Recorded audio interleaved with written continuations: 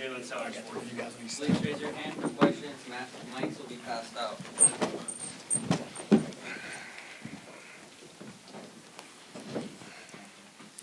I want to open a statement. Well, it was a hard-fought game against a very good Texas team. I'm just really proud of our guys for our effort because Texas did a great job of building a lead. I want to say they got up by 16, and our guys just kept fighting, kept believing, and made a incredible comeback. But I give credit to Texas for having a really good team, and just really proud of our guys for the fight we showed for 40 minutes that allowed us to have a chance to win.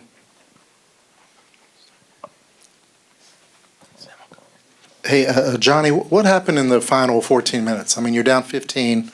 What was the biggest factor in that comeback? Well, I think the biggest factor was our guys to believe that we could still come back. We've been in games this season where we've been down by that margin and we've been able to rally as well. So I think that belief, and not only the belief, but having done it before, our guys didn't panic. I think we just understood that you're not going to get all those points back in one possession or 1 3-4 minute segment. You're going to have to keep working and keep chipping away. And that's what we set our mind to doing. And I thought we started getting some more stops consistently. We turned it into some offense, and we were able to chip away until we got to around the 3-4 minute mark, and now it's a ball game. Johnny, just kind of piggybacking off of that, just defensively, what did you were able to see in the second half? You guys, able to shut down IT Horton in the second half. I believe you held Max Asmus to, looking at it here, 15 points overall. Just what did you see in the second half? And the second part of that question, the decision to bring Jaylin off the bench. Well, a few things. One, for us, with holding those guys, I mean, I never take too much credit for holding down really good players. IT is a terrific player. We coached him, so we know, and so is Abrams. I mean, those guys are terrific. I thought what we did was we adjusted. We played more zone in the second half, if you noticed. I thought the zone allowed us to kind of find those guys a little bit more, or at least a little bit better than in the first half. And really our guys were just active in it. They were really active in the zone, and they made plays out of it. And then the second question was Jaylin Sellers coming off the bench. Jaylin came in. There was nothing. I just don't like him, so I'm like I'm so sick of his. Oh, he's right here. My fault. I'm sorry. I got you even here, son. No. He couldn't practice for a few days for us. So when we were doing our game plan, he really wasn't out there, and so therefore we did some studying with tape with him and showing him everything, and then that's why he ended up starting the second half. Though he didn't start the first half, but he had been battling some things where he couldn't practice, and so he was but he was terrific tonight. Are you guys primarily a man-to-man team, or how often do you tend to use zone? We're primarily a man-to-man team. We built the program on man-to-man defense. That's what we hang our hat on. We're capable of mixing up when we have to, but we're really a man-to-man defensive team. So what's Texas doing specifically that led you to change that up and go to the zone? Well, I mean, Coach Terry and his staff, they do a great job, and his personnel. I mean, those guys really play off each other really well.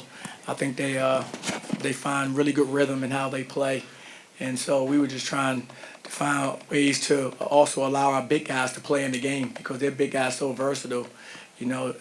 Daisu is very versatile when he moves to the 5. So we were trying to find ways to still keep our big guys in the game, and he's such a hard cover, but he can step outside and knock down threes. So the only way we could do that was to play some zone. Johnny, postgame in the handshake line, there was some talk back with RT and some UCF players. So I don't know. Do you know what happened there at the end? I do not. What happened? Does anybody know? I'm not sure. Yeah, KVU's cameras caught RT, I guess, saying something in class, so it's not sure if it was the horns down or whatnot, but their cameras caught it. Well, that's not the type of program we run. So if I see that, I will be addressing that personally from my standpoint. I know Coach Terry. He's a great man. I have a lot of respect for his program. Coach Heath, he and I go way back, coaching against each other in the American. So, we're all about having class as a program. So I'll go back and review what happened. And if there's any action that needs to be taken on my end, from our staff, I will do that. Johnny, right here. Why the heck were y'all picked last in the Big 12?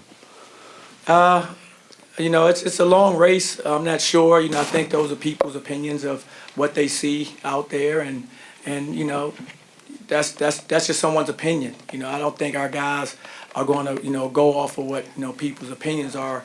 That's why you play the games, right? you know, but you have to put people in some kind of order. And so they're doing the best they can to put teams in order. And it's our job just to go out there and just keep improving and play the best basketball we can play every night. Also, that feeling, you don't feel like was an upset, do you? The confidence that you guys exude and the way y'all play and out-rebounded and out-hustled them? Well, no, I'm not, I mean, I think it was just a hard-fought game by both teams. I think both teams have really good competitors and talent, and that's what's going to happen. You're going to have a really good game like you had tonight, and we were fortunate tonight. It fell our way, it could easily fall their way.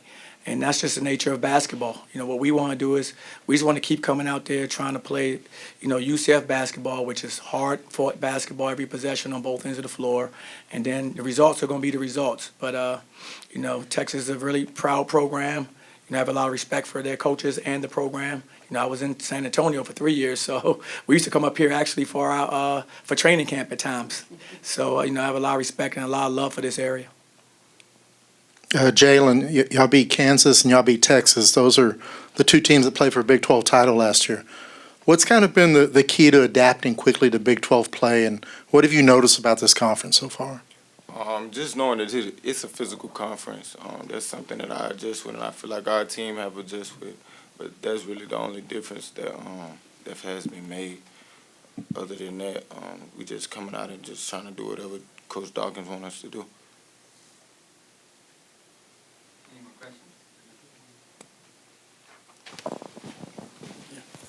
questions? Johnny, they had really a lot of trouble getting defensive stops down the end, the last 5 or 6. How much of an advantage it was for you that y'all were posting up and working against the shorter Max Asmus?